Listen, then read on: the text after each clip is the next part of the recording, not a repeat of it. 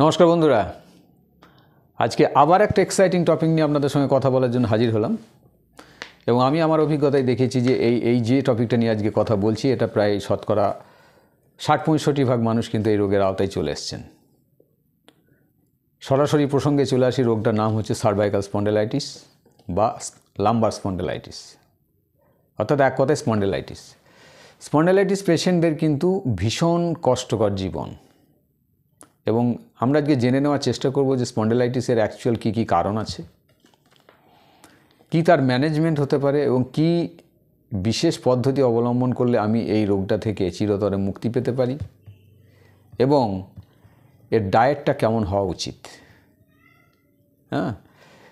এই সম্পর্কিত বিশদ আলোচনা করতে গেলে ভিডিও অত্যন্ত দীর্ঘ হবে।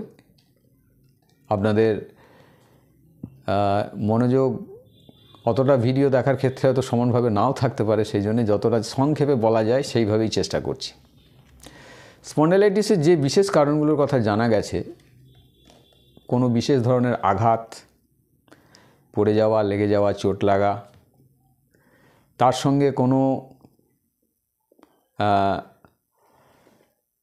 আপনার পেটের প্রবলেম, দীর্ঘদিন ধরে পেটের প্রবলেম, দীর্ঘক্ষণ ধরে জলে ভেজা, ইত্যাদি ইত্যাদি বিশেষ কিছু কারণে দেখা গেছে স্পন্ডেলাইটিস হচ্ছে। এবং এটা ডাক্তারি পরিভাষায় বলা হয় অটো ইমিউন ডিসঅর্ডার, অর্থাৎ এখানে শরীর নিজেই নিজেকে নষ্ট করে দিচ্ছে। এর কারণটা কি? মানে আমি এমন কিছু অ্যাক্টিভিটি করছি যেটা শরীরের পছন্দ নয়, এবং যে অ্যাক্টিভিটির জন্য আমার শরীরে পার্মানেন্ট কিছু চেঞ্জ হয়ে যাচ্ছে, এবং সেই চেঞ্জটা আর কোনোভাবেই রিভার্স করছে না, মানে আগের জায়গায় ফিরে আসছে না, তখন সেই জায়গাটাতে ক্ষয় হচ্ছে, এবং সেটাকে আমরা পোশাকি নাম দিচ্ছি স্পন্ডেলাইটিস। তো এই প্রসঙ্গে কয়েকটা কথা বলি যে যে বিশেষ কারণগুলোর কথা বললাম সেগুলো হলেই যে স্পন্ডেলাইটিস হবে এমন কিন্তু নয়। অভিজ্ঞতায় যেটা দেখেছি বা বিভিন্ন পত্রপত্রিকাতে যেটা পাওয়া যায় সেটা হচ্ছে যে দেখুন, যদি আপনার পেটের প্রবলেম থাকে, তাহলে আপনার শরীরে অ্যাসিডিক নেচার তৈরি হবে, অর্থাৎ আপনার শরীরটা অ্যাসিড হয়ে যাচ্ছে। এমতো অবস্থায় আপনার সমস্ত জয়েন্টগুলো কিন্তু ক্ষয় হবে, এটাই স্বাভাবিক। কারণ আপনি যদি এই অ্যাসিডিক নেচারটাকে অ্যালকালাইন নেচার করার চেষ্টা না করেন, বা আপনার ডায়েটে কোনো পরিবর্তন না নিয়ে আসেন, জীবনধারায় পরিবর্তন না নিয়ে আসেন, তাহলে আপনার কিন্তু এই ধরনের সমস্যা উত্তরোত্তর বৃদ্ধি পাবে, এবং আপনার এই সমস্যা চিরকাল থেকে যাবে, এবং এই সমস্যা আপনার জন্যই। কিন্তু যিনি সঠিক জীবনযাত্রার দিকে নিজেকে নিয়ে যাবেন, ডায়েট চেঞ্জ করে নেবেন এবং অল্টারনেটিভ ট্রিটমেন্টের সাহায্য নেবেন, অবশ্যই বাড়াবাড়ি বা খুব ম্যাসিভ কন্ডিশন হলে মডার্ন মেডিসিনের সাহায্য নেওয়া যেতেই পারে। কিন্তু এই ধরনের অসুখের ক্ষেত্রে দেখা গেছে যে alternative medicine, homeo, yoga, Ayurveda, এগুলো কিন্তু আকুপ্রেশার, আকুপাংচার দারুণভাবে কাজ করে। এবার আমি যেহেতু হোমিও ফিল্ডের মানুষ, আমি আমার অভিজ্ঞতা কিছু আপনাদের সঙ্গে শেয়ার করার জন্যই আজকে এসেছি। এবং আমি আপনাদেরকে রিকোয়েস্ট করব যে অ্যাসিডিটি যখনই হচ্ছে তখনই আপনি সতর্ক হয়ে যান। কারণ আজকের ডেটে মানুষের মধ্যে একটা জিনিস কিন্তু আমরা ভীষণভাবে লক্ষ্য করছি যে অ্যাসিডিটিটা কিন্তু মানুষ এখন আর রোগ বলে মনে করে না, রাদার সে এটা মনে করে যে এটা হবে, এটাই স্বাভাবিক, মানে অ্যাসিড না হওয়াটাই অস্বাভাবিক। তো অ্যাসিডিটি যদি আপনার শরীরে কন্টিনিউয়াস হচ্ছে, তাহলে আপনার জয়েন্টগুলো কিন্তু ক্ষয় হয়ে যাবে, শুকিয়ে যাবে। আমাদের ভার্টিব্রাগুলো পুঁতির মতো করে সাজানো থাকে, একটা মালা যেভাবে গাঁথা হয় সেইভাবে একটা মেরুদণ্ডকে ওইভাবে সাজানো হয়েছে, তার মাঝে একটা করে ডিস্ক থাকে। কোনো কারণে খুব জোর আঘাত পেলে ডিস্কে চোট হলো, এবং ওই আঘাতের জন্য ওই জায়গাটা ক্ষতিগ্রস্ত হলো, কিন্তু ওটা তো শরীর নিজে থেকেই রিপেয়ার করে নেবে যদি আপনি সেই পরিবেশটা দিতে পারেন। কারণ এটা পশু পাখির ক্ষেত্রে তো হচ্ছে, আপনার আমার ক্ষেত্রে কেন হচ্ছে না? কারণ আমি সেই পরিবেশটা দিতে পারছি না। আমার বডি অ্যাসিডিক, তো অটোমেটিক্যালি সেই জায়গায় ক্যালসিফিকেশন যেভাবে হওয়ার কথা সেটা ব্যাহত হচ্ছে। তো আমাদের প্রথম কাজ হবে কিন্তু পেটটাকে ঠিক করা, অর্থাৎ আমার যদি কনস্টিপেশন থাকে সেটাকে রিমুভ করার জন্য সেই ধরনের ডায়েটে যাওয়া। আমার যদি অ্যাসিডিটি থাকে সেই ধরনের ডায়েট আমাকে ফলো করতে হবে, যে ডায়েটের কথা আমাদের এখানে অনেক ভিডিওতে বলা হয়েছে, আপনারা একটু দেখে নিতে পারবেন আমাদের চ্যানেলে গিয়ে। এবং অবশ্যই ডিনার টাইমটাকে যদি চেঞ্জ করে নেন, অর্থাৎ সূর্যরোগা থেকে 2 ঘন্টার মধ্যে, আপনি কিন্তু এই ধরনের সমস্যা থেকে সারা জীবনের জন্য বেরিয়ে আসতে পারবেন। যেটা মানুষের ধারণা হচ্ছে যে স্পন্ডেলাইটিস সারে না, এখন দেখি এর সিমটম কি দেয়। প্রথম সিমটম হচ্ছে যে আচমকা বনবন করে মাথাটা ঘুরতে শুরু করলো, আপনি ভীষণ ভয় পেয়ে গেলেন, স্বাভাবিক, রাস্তাঘাটে থাকলে আপনি পড়ে যাওয়ার সম্ভাবনা থাকবে। বীভৎস যন্ত্রণা, ঘাড়টা স্টিফ হয়ে গেল, কোমরটা স্টিফ হয়ে গেল, আপনি মুভমেন্ট করতে পারছেন না। এবং তার সঙ্গে সার্ভাইকাল স্পন্ডাইলাইটিসের ক্ষেত্রে আমরা দেখেছি সাংঘাতিকভাবে প্যালপিটেশন বা বুক ধরপড় করা, বুকে চাপ ধরা, যেন মনে হচ্ছে সত্যি আমার হার্টে কিছু হয়েছে। অভিজ্ঞ ডাক্তারবাবু না হলে উনি কিন্তু হার্টের ট্রিটমেন্ট করে আপনাকে মেরেও ফেলতে পারেন, রং ডায়াগনোসিস। আমরা অনেক ক্ষেত্রেই দেখেছি, সেই ক্ষেত্রে আপনার ঘাড়ের ট্রিটমেন্ট করলে হার্টের যে সমস্যাটা আপনি ফেস করছেন চেস্ট রিজিয়নে, সেটা কিন্তু ওকে হয়ে যাবে। এবং সার্ভাইকাল স্পন্ডাইলাইটিস হোক, লাম্বার স্পন্ডাইলাইটিস হোক, এগুলোকে যদি আপনি ঠিক করতে চান, আপনি চেষ্টা করুন আপনার ডায়েটের 60% র এবং বয়েল ফুডে নিয়ে আসতে। মেডিসিন ফ্রেন্ড আপনাকে কিন্তু এই ধরনের সমস্যা থেকে দীর্ঘদিনের জন্য বাইরে রাখতে পারবে না, এই বিশ্বাসটা আপনাকে করতে হবে, এটা কিন্তু ফ্যাক্ট।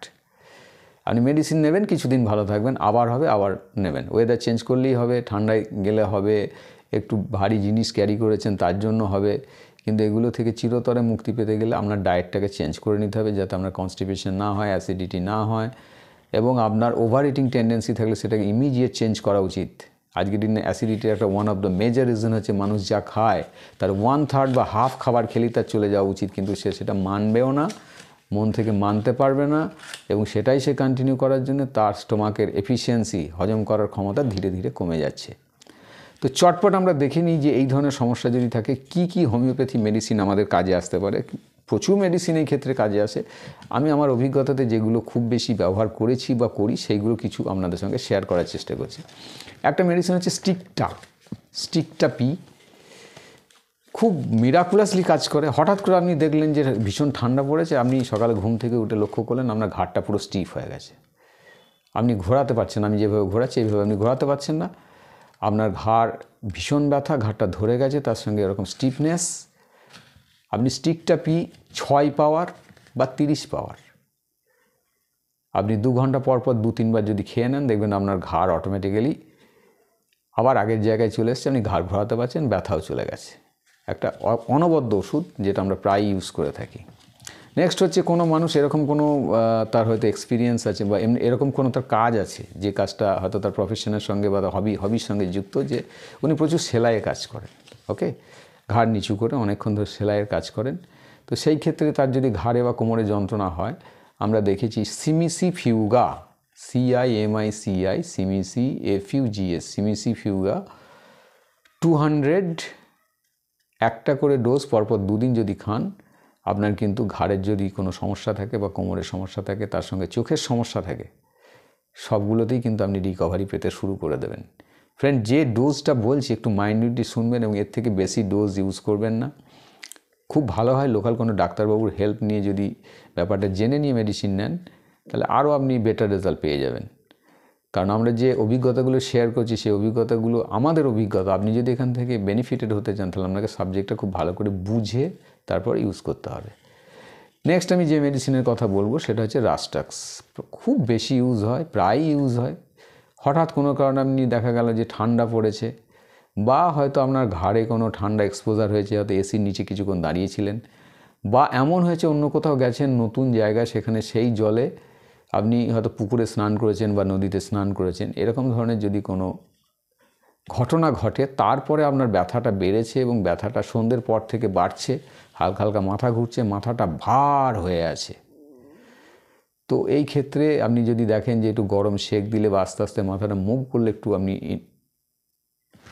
আরাম পাচ্ছেন, তো ডেফিনেটলি আপনি এখানে চেষ্টা করবেন রাস্টাক্স 200 দিনে 2 বার করে 2 দিন খাবেন, তারপর অফ করে দেবেন, এবং ডেফিনেটলি ঘাড়টাকে ঢেকে রেখে দেবেন যদি শীতের সময় হয়, এবং গরম অ্যাপ্লিকেশন, গরম সেক টেক দেবেন, তাতে আরও তাড়াতাড়ি আপনার রিকভারি হবে।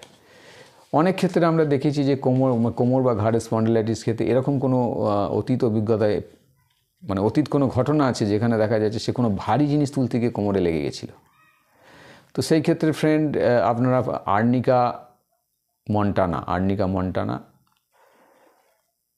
1000 পাওয়ার পরপর 2 দিন যদি 1 ডোজ করে ইউজ করেন, বেশ কিছুটা বেনিফিটেড হবেন। যদি দেখা যায় যে তারপরে পেইনটা রয়ে গেল, সেই ক্ষেত্রে রাস্টাক্স 1000 পাওয়ার পরপর 2 দিন আপনি নিতে পারেন, তাতে আপনার ব্যথাটা অনেকটাই কমে যাবে। কন্ডিশন হচ্ছে আপনার অতীতে কোনো ভারী জিনিস তোলার, সেখান থেকে চোট লাগার যদি ঘটনা ঘটে থাকে। নেক্সট আমি যে মেডিসিনটার কথা বলবো সেটা হচ্ছে যে বনবন করে মাথা ঘুরছে।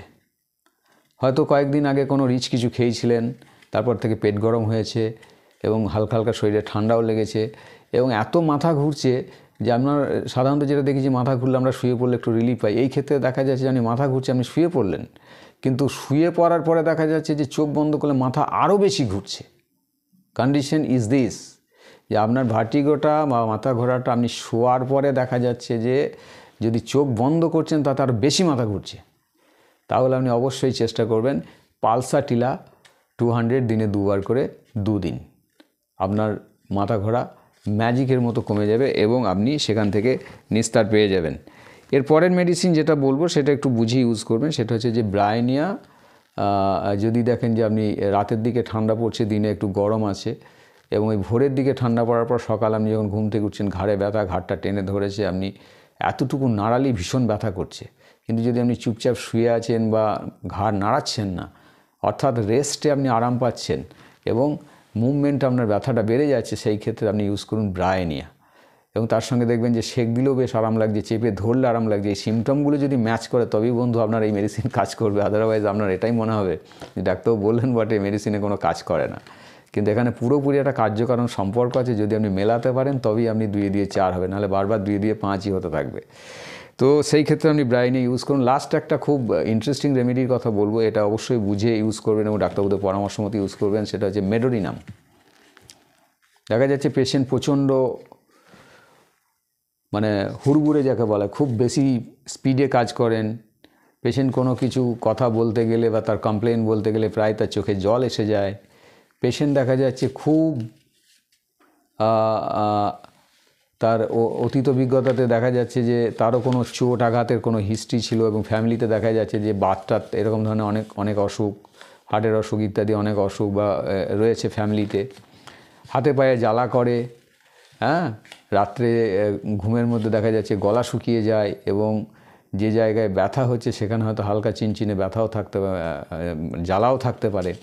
এরকম ধরনের যদি পেশেন্ট দেখা যায়, তার সঙ্গে দেখা যাচ্ছে পেশেন্ট খুব টকেটিভ, খুব কথা বলতে ভালোবাসেন, তাহলে আপনারা চেষ্টা করবেন মেডোরিনাম 1 ml পরপর 2 দিন সকালে 2 ফোঁটা করে খাবেন এবং তারপরে এটা অফ করে দেবেন। এরপরে আরও অনেক মেডিসিনের কথা বলা যেত, কিন্তু ভিডিও দীর্ঘ হয়ে যাবে, তাই আমি এখানেই শেষ করব। সবার কাছে আমার আবারও স্বনির্বন্ধ অনুরোধ, চ্যানেলটাকে যেভাবে ভালোবেসেছেন সেইভাবে ভালোবাসা দিয়ে লাইক করে, শেয়ার করে এবং সাবস্ক্রাইব করে প্রচুর মানুষকে এই নিউজগুলো পৌঁছে দিন, যাতে তাদেরও কোনো বেনিফিট হতে পারে বা হবে।